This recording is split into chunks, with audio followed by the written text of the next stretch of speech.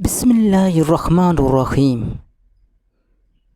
तमाम दोस्तों से गुजारिश है कि एक दफ़ा अपने प्यारे नबी सल्लल्लाहु अलैहि वसल्लम पर दुरूद शरीफ पढ़ लीजिए।